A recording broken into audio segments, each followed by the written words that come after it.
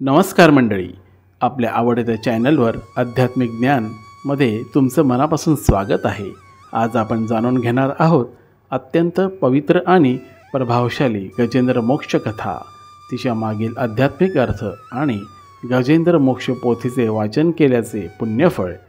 Video शेवटपर्यंत पहा, कारण ही कथा तुम्हाला भक्ती आणि आत्मसमर्पणाचं खरं स्वरूप समजावून सांगेल। आता आपण जाणून घेणार आहोत गजेंद्र मोक्ष कथेचा परिचय। गजेंद्र मोक्ष ही कथा श्रीमद भागवत महापुराणाच्या 8व्या स्कंधात येते। ही एक हत्ती आणि मगर यांच्यातील संघर्षाची गोष्ट आहे, परंतु यामध्ये एक अतिशय खोल आध्यात्मिक संदेश दडलेला आहे। गजेंद्र म्हणजे एक भक्त जो संकटात असताना पूर्ण भक्ती आणि श्रद्धेने भगवान विष्णूंना शरण जातो आणि त्यातूनच त्याचा मोक्ष होतो। आता आपण जाणून घेऊया गजेंद्र आणि मगरीची कथा।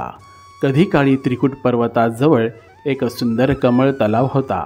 त्या तलावात गजेंद्र नावाचा एक बलाढ्य राजा हत्ती आपल्या कुटुंबासह राहत असे। एके दिवशी तो तलावात स्नान करत असताना एक मगर त्याच्या पायाला घट्ट चावते। हत्ती प्रचंड शक्तिशाली असूनसुद्धा स्वतःची सुटका करू शकत नाही। हजारो वर्ष हा संघर्ष चालत होता।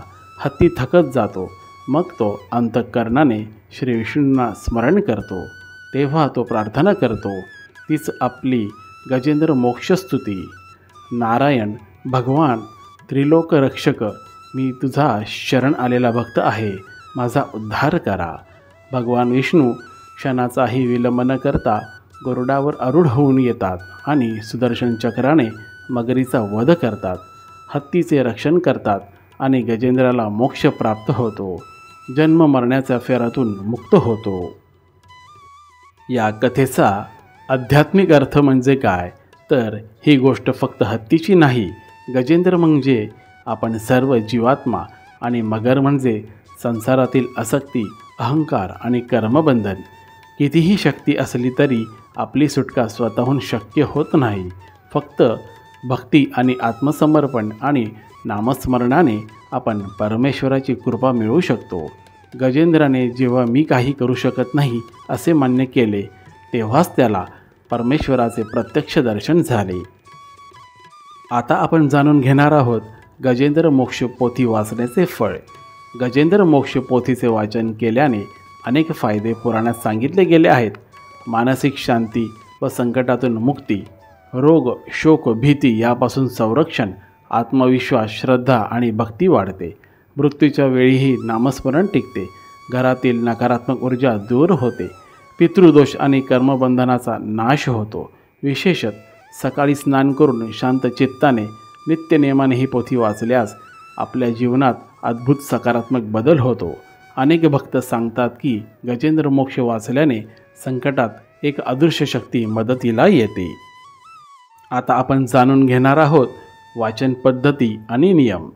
वाचन करताना शुद्ध चित्ताने स्नान करून वाचा। श्री विष्णूंचे स्मरण करत वाचा। शक्य असल्यास रोज किंवा संकटाकाळात 11, 21 किंवा 108 वेळा पोथी वाचा। प्रत्येक अध्यायानंतर श्री विष्णूंच्या आरतीने समाप्त करा। एकादशी, शनिवार, अमावस्या किंवा ग्रहदोषाच्या काळात वाचल्यास विशेष फळ मिळते। गजेंद्र मोक्ष पोथीचा मराठी भावार्थ, तर त्या भगवंतांना माझा नमस्कार असो, जे हे सर्व चैतन्यमय विश्व आहे, ते आदिपुरुष, कारणांचे कारण आणि परब्रह्म आहेत, त्यांचे मी ध्यान करतो। जे स्वतःमध्ये पूर्ण असून इतर सर्वांपेक्षा श्रेष्ठ आहेत, ते अंतर्मुख असून स्वयंप्रकाशित आहेत, तेच अनंत परमपुरुषोत्तम आहेत। ज्यांच्याकडे कर्म, नाम, गोत्र किंवा आश्रम यांची बंधनं नाहीत, ज्यांना कोणतीही मर्यादा नाही, तेच भगवंत हरी जाणण्यासारखे आहेत। तोच माझा ईश्वर कृष्ण भगवंत आहे। तो त्रिगुण स्वरूपासून स्वतःच्या मायेने स्वतःला आच्छादित करतो, असला तरी तो खरा स्वरूपाने निर्गुण आहे। जो काळ आहे, जो प्रत्येक कृतीचे कारण आहे, बल आहे, स्वयंभू आहे, असा जो जाणतो, तोच माझा खरा आधार आहे। आम्ही जाणत नाही की कोण, कसा आणि का या सर्व गोष्टी घडवतो, तोच खरा ज्ञानी आहे। जो या सर्व गोष्टींचा स्रोत आहे। तो आत्मा, तो सर्व गोष्टींचा जन्मदाता आहे, त्याला ऐकावे जाणावे लागते। तो सर्वांचा गुरु, सर्वांचा आत्मा आणि अविनाशी कारण आहे। जो ज्ञानी, तपस्वी लोक धर्म, अर्थ, काम आणि मोक्षासाठी ज्याची भक्ती करतात, त्याचा अंतिम ध्येय भगवंत आहे, अशा शरणागताचा तो आधार आहे। त्याच्या भगवंताच्या चरणी मीही शरणी येतो। अशा प्रकारे गजेंद्राने प्रार्थना करताच भगवान विष्णू गरुडावर आरूढ होऊन क्षणातच येथे पोहोचतात। साधकांनो, गजेंद्र मोक्ष कथा ही भक्तीची, नम्रतेची आणि पूर्ण समर्पणाची शिकवण आहे। संकट कितीही मोठं असो, जर आपण आत्मा म्हणून परमात्म्याच्या चरणी शरण गेलो तरच तो आपली रक्षा नक्की करतो। तुम्हाला ही माहिती उपयोगी वाटली असेल तर या पवित्र ज्ञानाचा प्रसार करा। व्हिडिओला लाईक, शेअर आणि सबस्क्राईब करायला विसरू नका।